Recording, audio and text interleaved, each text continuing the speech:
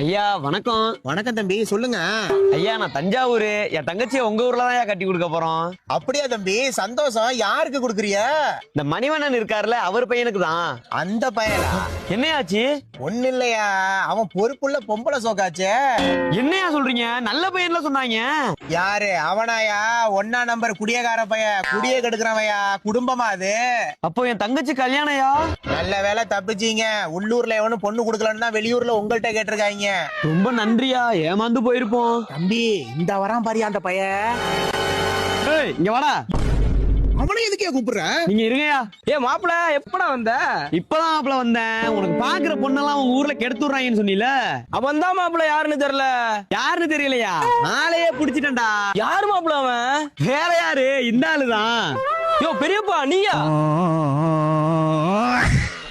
ஏ பெரியப்பா, உனக்கு வைக்கிறதா பெரிய ஆப்பா.